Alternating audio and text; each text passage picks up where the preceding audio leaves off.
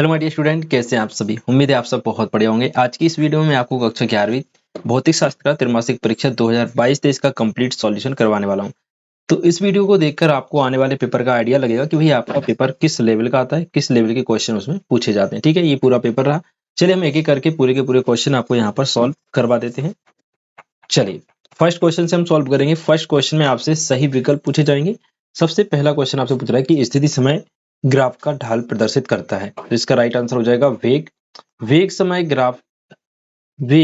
Graph समय के लंबवत कब होता है? तो ये एक समान गति में होता है। ठीक है, अगला किसी प्रक्षेप द्वारा क्षैतिज में चली गई दूरी उसकी अधिकतम ऊंचाई की 4 गुनी होती है, तो प्रक्षेपण कोण का मान कितना होगा? यहाँ पर आपका 45 डिग्री राइट आंसर होगा। नेक्स्ट आपसे पूछ रहा है घड़ी की सुई सेकंड की सुई का कोणीय वेग कितना होगा? तो ये पाई/30 रेडियन प्रति सेकंड होता है।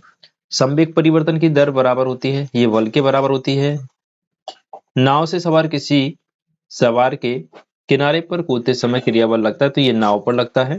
किसी वस्तु के जड़त्व का कारण द्रव्यमान के कारण होता है, केवल द्रव्यमान। ठीक है, रिक्त स्थानों की पूर्ति कीजिए। नियत वेग से गतिशील वस्तु का त्वरण क्या होता है? शून्य होता है। क्या शून्य होता है भाई? त्वरण। जब नियत वेग है यानी वेग में परिवर्तन नहीं हो रहा तो त्वरण होगा ही नहीं, तो त्वरण शून्य हो जाएगा। ऊर्ध्वाधर ऊपर की ओर फेंकी गई वस्तु द्वारा क्षैतिज में चली गई दूरी शून्य होती है, क्योंकि देखो जब आप किसी वस्तु को ऊपर की ओर फेंक रहे हैं, कहाँ? ऊपर की दिशा में, तो क्षैतिज में दूरी तय नहीं करेगी, वो ऊपर जाएगी, वापस इस दिशा में वापस आ जाएगी, तो क्षैतिज में दूरी उसकी शून्य हो जाएगी। ठीक है, महत्तम ऊंचाई प्राप्त करने के लिए प्रक्षेप कोण का मान 90 डिग्री होना चाहिए। प्रक्षेपण कोण ए और 90 ए के लिए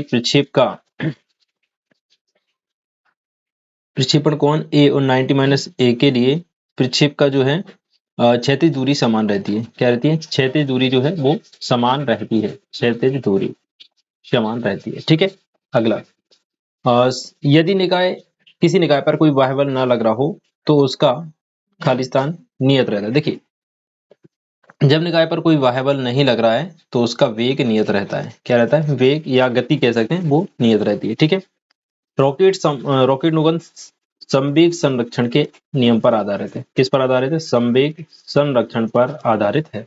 घर्षण द्वारा कार्य ऋणात्मक होता है। कैसा होता है? ऋणात्मक।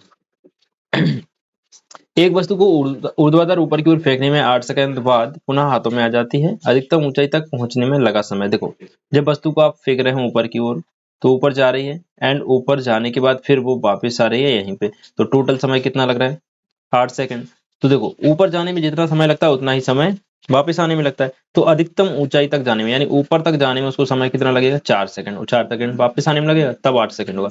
तो अधिकतम ऊंचाई तक पहुंचने में उसको 4 सेकंड का समय लगेगा। ठीक है, VT ग्राफ के अंतर्गत आने वाला क्षेत्रफल क्या व्यक्त करता है? तो इसमें आपका राइट आंसर हो जाएगा विस्थापन को व्यक्त करता है। शून्य सदिश किसे कहते हैं? तो भाई जिसका परिमाण शून्य हो, ऐसा सदिश जिसका परिमाण क्या हो? शून्य हो, शून्य सदिश कहते हैं। किसी सदिश एक ही दिशा में एकांक सदिश ए वेक्टर बराबर क्या होता है? मॉड ऑफ ए बटे में वेक्टर ए बटे में मॉड ऑफ ए। ठीक है, पानी पर तैरते हुए m द्रव्यमान की कारक पर एक नेट बल का मान कितना होता है? शून्य होता है। भाई क्यों होता है? क्योंकि ये मान लो पानी भरा हुआ है, यहाँ पर एक कारक यानी लकड़ी का टुकड़ा तैर रहा है, तो ये लकड़ी का टुकड़ा नीचे की ओर mg भार लगाता है, मतलब जितना इसका भार होता है उतना ही बल नीचे की ओर लगाता है, और नीचे से पानी द्वारा उस पर एक उत्प्लावन बल लगाया जाता है ऊपर की ओर, जिसके कारण ये तैरता है।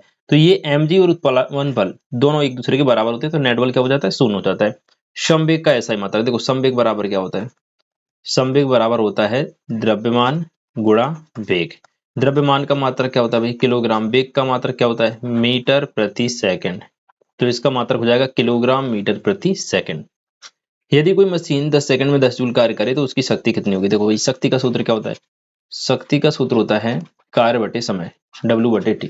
तो कार्य कितना कर रही है? 10 जूल। समय कितना लग रहा है? 10 सेकंड। 10 से 10 को डिवाइड कर दो 1, तो शक्ति कितनी हो जाएगी? 1 वाट हो जाएगी भाई, 1 वाट या 1 जूल प्रति सेकंड। ठीक है, ये हो गए आपके एक शब्द में उत्तर। अब हम देखते हैं सही जोड़े। प्रकाश वर्ष की विमा। देखिए भाई प्रकाश वर्ष की विमा यहाँ पर आपकी ये हो जाएगी बी ऑप्शन, फर्स्ट नंबर की जोड़ी, क्योंकि प्रकाश वर्ष की विमा, प्रकाश मतलब दूरी तय करता है प्रकाश, तो केवल एल पर एक की हटाई बाकी जीरो जाएंगे। आवृत्ति की विमा, आवृत्ति का सूत्र होता है 1/T, 1/T आवर्तकाल, टी ऊपर जाता है टी पे माइनस, बाकी एम और एल जीरो रहता है, तो इसकी हो जाएगी सेकंड नंबर की जोड़ी ए वाली। ठीक है, ये दूसरे नंबर की जोड़ी हो गई। पारसेक, एक पारसेक बराबर होता है 3.08 गुणा 10 की घात 16 मीटर, ये तीसरी जोड़ी। एंगस्ट्रॉम क्या होता है? 10 की घात माइनस 10 मीटर, ये फोर्थ नंबर की जोड़ी। आपेक्षिक घनत्व का जो विमीय सूत्र होता है वो 0 0 0 होता है, यानी m0 l0 t0 होता है। तो ये हो गई 5वें नंबर की जोड़ी। खगोलीय मात्रा का मान होता है 1.496 10⁻11 मीटर, तो ये हो जाएगा आपका 6वें नंबर की जोड़ी। और ऊर्जा का विमीय सूत्र ये होता है ml2t-2, यहाँ माइनस होता है तो इसमें लिखा नहीं बट माइनस कर लेना, तो ये हो जाएगा आपका क्या, ऊर्जा का विमीय सूत्र 7वें नंबर की जोड़ी। ठीक है, इस प्रकार से आपके सारे के सारे ऑब्जेक्टिव क्वेश्चन मैंने यहाँ पर सॉल्व करवा दिए हैं। ठीक है, उम्मीद है आपको ये सारी चीजें समझ आ गई होंगी। ठीक है जी, चलिए बाकी ये जो क्वेश्चन है इनको आप खुद से सॉल्व करके देख लेना एक बार। इस पेपर से आपको बहुत हेल्प मिलने वाली है आने वाले पेपर में। ठीक है, तो इस पेपर को अच्छे से समझ कर जाइएगा। चलिए मिलते हैं नेक्स्ट वीडियो में, तब तक के लिए खुश रहें, मस्त रहें, जय हिंद।